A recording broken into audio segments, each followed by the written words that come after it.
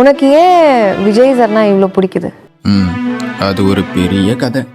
சொல்ல கேட்போம். சின்ன வயசுல நம்ம எல்லாம் கார்ட்டூன்ஸ் தான் பார்ப்போம், கரெக்டா? கார்ட்டூன்ஸ்க்கு அடுத்தபடி சினிமான்னு ஒண்ணு பார்க்க ஆரம்பிச்சேன் அப்படின்னா அது இவரோட படங்கள் மட்டும்தான். அப்பவே இவருக்கு ஒரு குட்டி ஃபேன் ஆயிட்டேன்.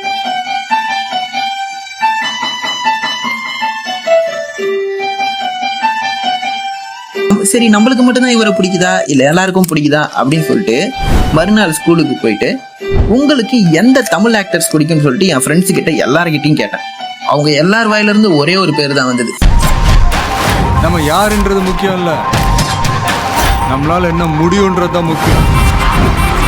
அவங்களாம் இதை சொன்னப்பவே எல்லாருக்கும் இவரை பிடிக்குது, ஏதோ ஒன்று இவருக்குள்ள இருக்குன்னு சொல்லிட்டு அவருக்கு அப்பையில இருந்து மிகப்பெரிய ஃபேன் ஆயிட்டேன்.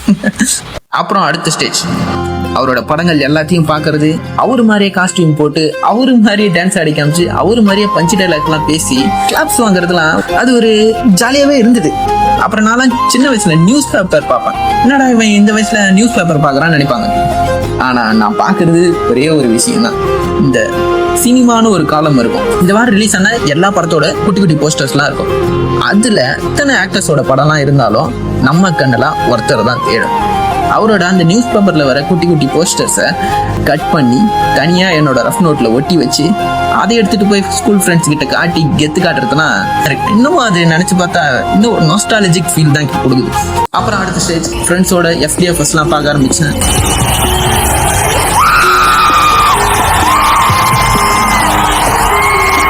அவரோட படத்துக்கு FDFS டிக்கெட் வாங்குறதே தனியா ஒரு ஷார்ட் ஃபிலிமாவே பண்ணலாம். அதுல அவ்வளோ கண்டென்ட் இருக்கு. நானும் அவரோட படத்தை FDFS பார்க்க முடியலன்னு சொல்லிட்டு அழுதுருக்கேன் தெரியுமா?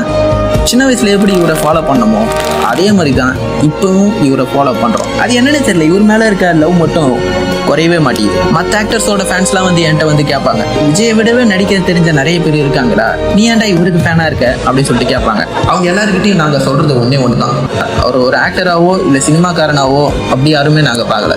நாங்க அவரை எங்களோட அண்ணனா பார்த்துட்டோம்.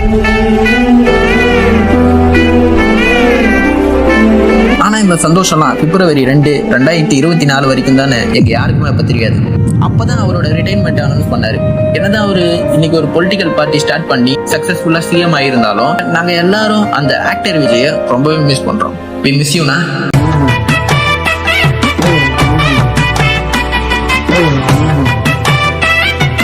பிறந்ததற்கு நன்றி மாண்புமிகு தமிழக முதலமைச்சர் விஜய் அண்ணா அவர்களே.